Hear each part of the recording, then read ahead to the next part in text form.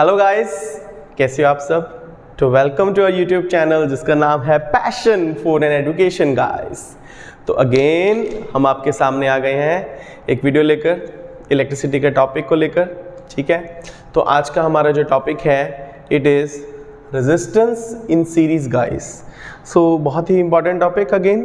ठीक है, इस टॉपिक का जनरली प्रैक्टिकल यूज़ ज़्यादा है बिकॉज इस पे बेस्ड न्यूमेरिकल्स बहुत ज़्यादा पूछे जाते हैं। ठीक है, तो ध्यान से समझना कि रेजिस्टेंस इन सीरीज़ क्या है। जैसे आपको गाइस एक सर्किट दिख रहा है, तो इसमें हमने 1 2 3 रेजिस्टेंसेस को सीरीज़ में कनेक्ट किया है। ठीक है, अब आपको क्लियर है कि सीरीज़ क्या होता है। और ये एक बैटरी है। ठीक है, इसके हम टर्मिनल्स पॉजिटिव और नेगेटिव टर्मिनल दिखा देते हैं। ठीक है, अभी मैं सर्किट को स्विच ऑन कर रहा हूँ गाइस, तो ये लो सर्किट इज़ ऑन नाउ। अब क्या होएगा कि करंट विल स्टार्ट फ्लोइंग। ठीक है ना, इसमें से करंट फ्लो होने लग जाएगा। तो आई करंट है जो कि इसमें से फ्लो कर रहा है। अब जैसे कि हमने पढ़ा था कि सीरीज में गाइस करंट सेम रहता है, इसलिए सभी रेजिस्टेंसेस में से सेम करंट पास होगा। क्लियर? ठीक है, नाउ अभी हमें जो ओम्स लॉ पता है वो क्या है कि V is equal to I R. अब देखो ना, रेजिस्टेंस तीनों अलग अलग है, इट मीन्स तीनों की वैल्यू डिफरेंट होएगी। करंट सेम जा रहा है तो वैल्यू डिफरेंट कब होगी? अगर पोटेंशियल डिफरेंट होगा। समझो मेरी बात कि करंट तो तीनों में से सेम है। अगर हम कहें IR2 is equal to V2, IR3 is equal to V3। अब करंट तो तीनों केसेस में सेम आ रहा है, अगर पोटेंशियल भी सेम हो जाएगा फिर तो इनकी रेजिस्टेंस भी सेम हो जाएगी। रेजिस्टेंस बट हमने डिफरेंट ली है, तो रेजिस्टेंस डिफरेंट कब होगी? अगर इनके पोटेंशियल्स अलग अलग होंगे तब इसकी वैल्यू डिफरेंट आएगी, नहीं तो सेम वैल्यू आएगी तीनों रेजिस्टेंसेस की। ये भी हम बोल सकते हैं कि अगर तीनों रेजिस्टेंसेस सेम है तो तीनों का पोटेंशियल डिफरेंस भी सेम होगा, बट इस केस में क्या होगा? अलग अलग होगा।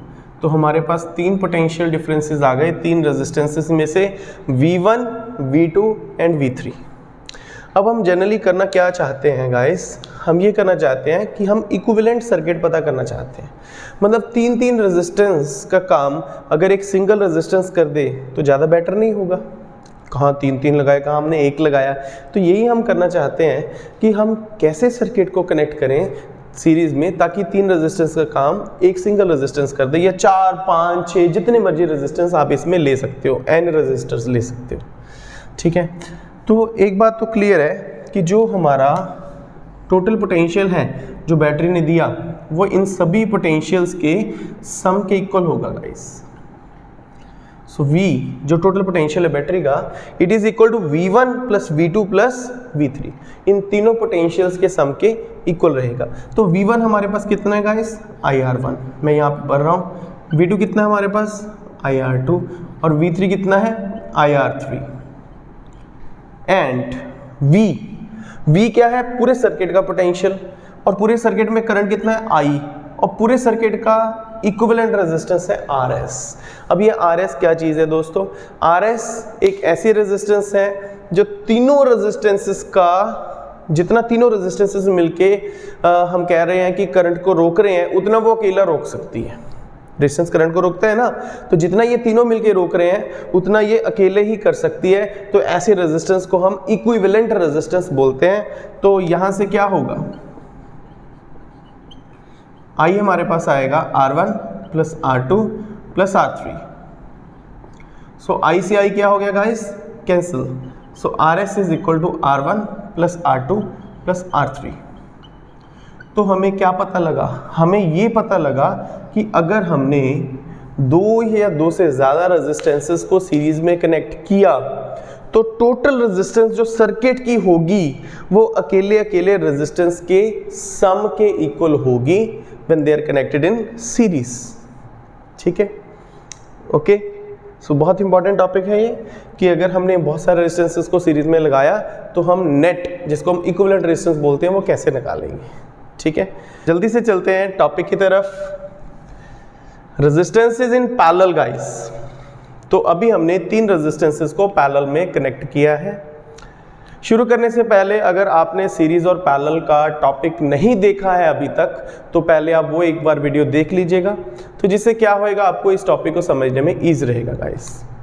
ठीक है, तो सबसे पहले मैं एक बात याद करने के लिए आपको देता हूं कि P वर्ड्स याद रखना है कि P लेटर से, कि P for parallel and P for potential. तो गाइस याद रखना है कि पैरेलल में क्या सेम रहेगा, पैरेलल में पोटेंशियल सेम रहेगा, और सीरीज में क्या सेम रहेगा, सीरीज में करंट सेम रहेगा। सो P for parallel, P for potential, यानी कि पैरेलल में पोटेंशियल सेम रहेगा। कहने का मतलब ये है कि R1, R2, R3 अगर हमने पैरेलल में लगाए हैं तो तीनों में पोटेंशियल की वैल्यू गाइस जो रहेगी वो सेम रहेगी। तो अभी हम करंट को करते हैं पास, ये हमारे आ गए terminals, positive and negative terminals आ गए गाइस। ठीक है, तो ये आ रहा है करंट। तो ये डिवाइड हो गया 3 पार्ट्स में, क्योंकि देखो ना 3 ब्रांचेस दिख रही हैं, इसमें से चला गया I1, इसमें से चला गया I2, इसमें से चला गया I3। ठीक है, और वापस आया, यहाँ आ गया I1, यहाँ आ गया I2, फिर से यहाँ आ गया I3, और फिर से वो क्या बन गया, I बन गया गाइस।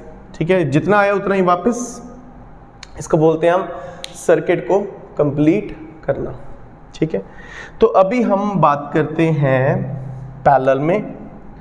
ओम्स लॉ याद है दोस्तों, V is equal to IR, तो I क्या आ जाएगा हमारे पास, V/R।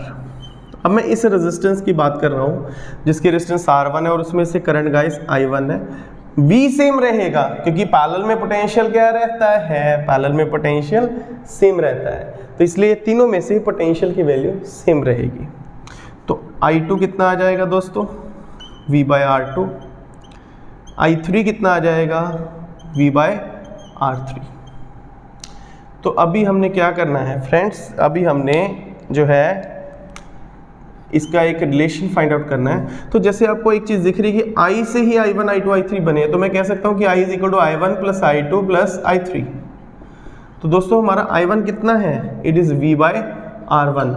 I2 कितना है, इट इज़ V/R2, और I3 कितना है, इट इज़ V/R3।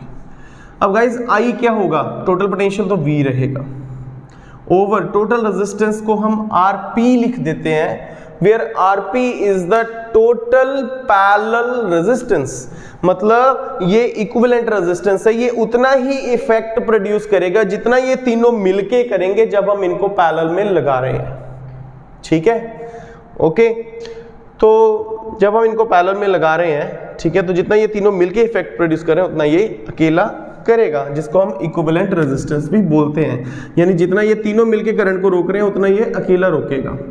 तो जैसे आपको दिख रहा है कि गाइस V कॉमन आ रहा है हमारे पास, I am left with R1, 1/R2 and 1/R3। So finally V से V क्या हो गया, cancel, and 1/RP is 1/R1 plus 1/R2 plus 1/R3। तो फ्रेंड्स क्या पता लगा, अगर हमने नंबर ऑफ रेजिस्टेंसेस को पैरेलल में कनेक्ट किया तो reciprocal of the equivalent resistance किसके इक्वल आया, sum of the reciprocal of individual resistances के। हम ये कह सकते हैं कि पैरेलल में रेजिस्टेंस कम होती है अगर हम पैरेलल में लगाते हैं, और सीरीज में रेजिस्टेंस क्या होती है, सीरीज में रेजिस्टेंस ज़्यादा होती है क्योंकि वो ऐड होती है। ठीक है, एक बात और करेंगे दोस्तों, हम घरों में सभी अप्लायंसेस को पैरेलल में कनेक्ट करते हैं। पैरेलल में क्यों करते हैं, पहली बात, पैरेलल में पोटेंशियल क्या रहेगा, सेम, करंट क्या होगा, डिफरेंट। अब अगर करंट डिफरेंट है तो इसका मतलब जिसको जितना करंट चाहिए उसको उतना मिल जाएगा। अगर हम मान लो कि सभी अप्लायंस को घर के सीरीज में कर दें तो क्या होगा, जितना करंट एक AC में से जा रहा है उतना ही एक बल्ब में से जाएगा, देन क्या होएगा, सब चीज़ें खराब हो जाएंगी। ठीक है, क्योंकि जिसकी करंट की हर चीज़ की करंट की एक डेफिनेट रिक्वायरमेंट है, तो जिसको जितनी रिक्वायरमेंट है उसको इतना करंट मिलना चाहिए। तो वो कैसे होएगा, जब हम उसको पैरेलल में करेंगे, क्योंकि पैरेलल में करंट डिवाइड हो जाता है, तो जिसको जितना चाहिए उसको उतना मिल जाता है।